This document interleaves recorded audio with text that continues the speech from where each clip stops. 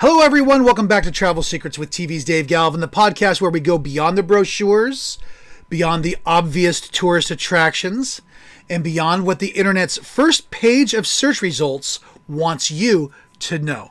Today, we're going to go to Hawaii. But we're really not going to go to Waikiki. In fact, we're going to spend most of this episode getting away from it. Waikiki is famous for a reason. It's beautiful, it's convenient, it's packed with restaurants, hotels, shopping, nightlife, beaches, and just about everything else a visitor could possibly want. But here's the problem. For some travelers, Waikiki becomes their entire definition of Hawaii. They fly into Honolulu, they take a taxi or a shuttle to Waikiki, they get to their hotel, the beach, they walk down the avenue, they eat at restaurants, they do a luau, and then they fly home and say, hey, I've been to Hawaii. Yeah, technically you've been to Hawaii, but Hawaii is so much more than Waikiki. And if you want to experience a different side of the islands, one that's quieter, more dramatic, more natural, and sometimes considerably more luxurious, you need to get beyond the postcard. So today we're going to explore what Hawaii looks like when you venture beyond Waikiki. And we're going to talk about places, experiences, and travel strategies that can turn an ordinary Hawaiian vacation into something extraordinary. So sit back, relax, and let's get out of Waikiki. So let's start with the obvious. Waikiki is spectacular. There's nothing wrong with staying there. For a first-time visitor, it can actually be a fantastic base. You've got Diamond Head rising dramatically in the background. You've got the Pacific Ocean directly in front of you. You've got restaurants everywhere. You can walk to shopping. You can find entertainment. There's a huge range of accommodations, but Waikiki is also heavily developed. Hotels line the streets. Traffic is frustrating. Sidewalks can be crowded, and during peak periods, the beach can feel less like a remote tropical paradise and more like a very attractive urban beach. That's not necessarily bad. It's just different. And if what you're looking for is the Hawaii you see in the travel commercials, the empty beach, the lush mountains, the winding roads, the waterfalls, the quiet villages, you may need to leave Waikiki behind. The good news, you don't have to go very far. Here's something many visitors just don't realize. You don't have to leave Oahu to escape this. Oahu itself has dramatically different personalities. Drive just a short distance from Honolulu and the landscape starts changing. The buildings disappear, the mountains become more prominent. And suddenly you're looking at a completely different Hawaii. Let's start with the North Shore. The North Shore is legendary amongst the surfers. During the winter months, enormous waves can transform this coastline into the world's great surfing destinations. But you don't have to be a professional surfer to enjoy the North Shore. In fact, you don't have to surf at all. You can drive the coastline, stop at beaches, explore small communities, grab food from local businesses, and enjoy a much slower pace. And that brings us to another Hawaiian experience that people just sometimes overlook, and that's the food. One of the easiest ways to experience a different side of Hawaii is to get out of the resort restaurant.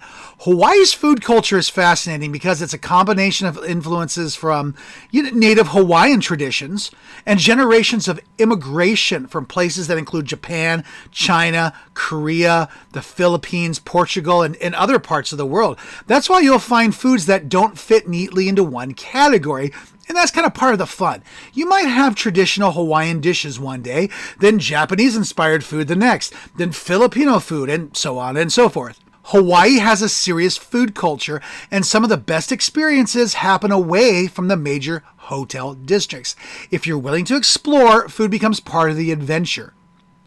Another area of Oahu that deserves attention is the Midwest coast. This is the side of the island facing the Pacific, and the scenery is spectacular. Landscape becomes greener, the pace slows down, and the feeling is completely different from downtown Honolulu. One of the pleasures of driving this part of Oahu is that you don't necessarily need a strict itinerary. Sometimes the best strategy is simply to drive, find a beautiful viewpoint, stop, take photographs, keep going, find another one. That's something you can't really experience if your vacation is just built around a schedule. Sometimes Hawaii is best experienced when you leave room for something unexpected. Even if you're staying in Waikiki, don't assume the beach is your only attraction. Diamond Head is one of the most recognizable landmarks in Hawaii. A volcanic crater dominates the skyline. The hike is popular and for good reason. The views from the top are spectacular, but there's an important lesson here. Hawaii is not simply a place where you sit beside the ocean. It's a place where you can interact with the landscape.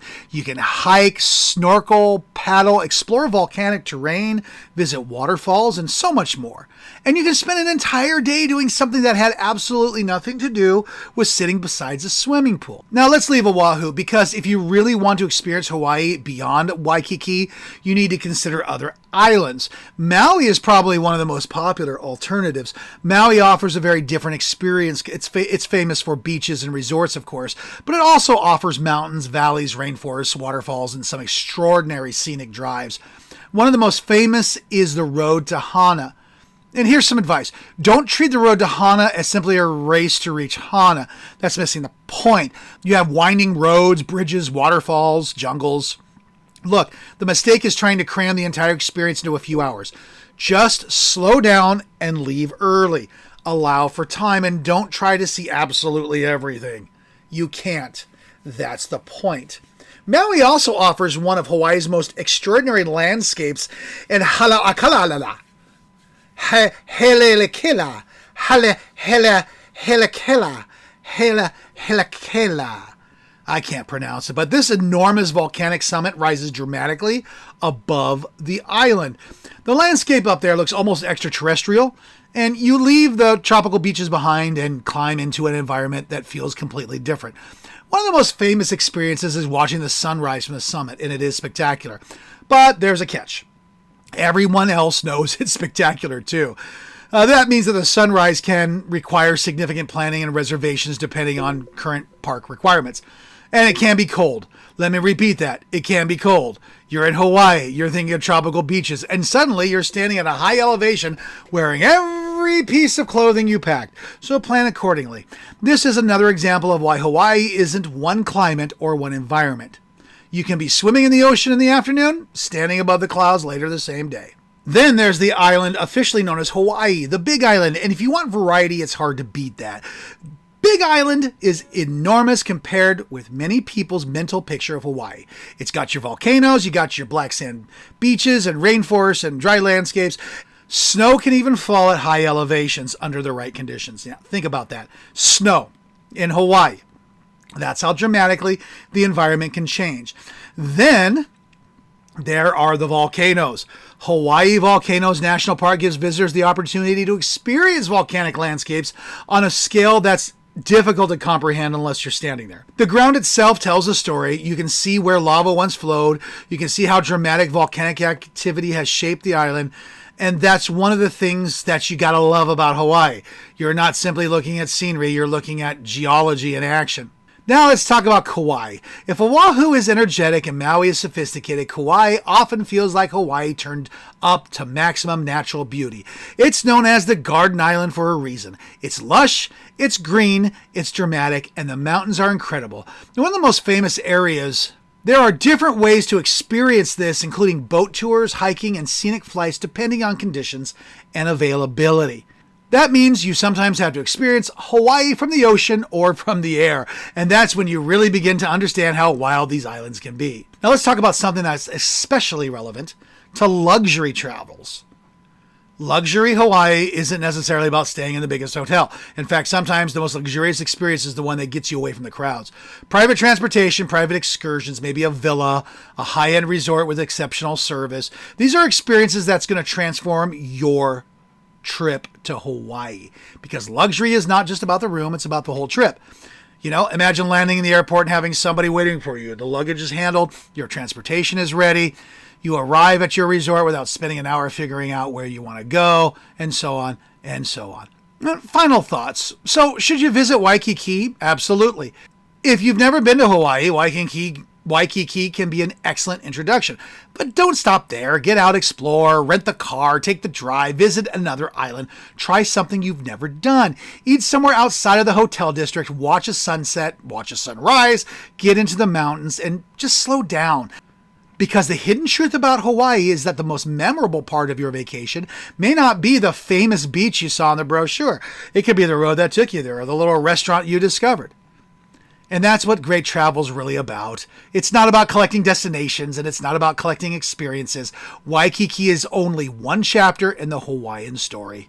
Thank you so much for joining me for another episode of Travel Secrets with TV's Dave Galvin. Look, if you enjoyed today's episode, please subscribe to the podcast, leave a review, and share this episode with someone who's dreaming about Hawaii. And if you've been to Hawaii before, I want to know. Did you stay in Waikiki or did you get beyond it? Because once you get beyond Waikiki, you may discover that the Hawaii you've been looking for was there all along. So until next time, travel smarter, travel better. We'll see you around the world.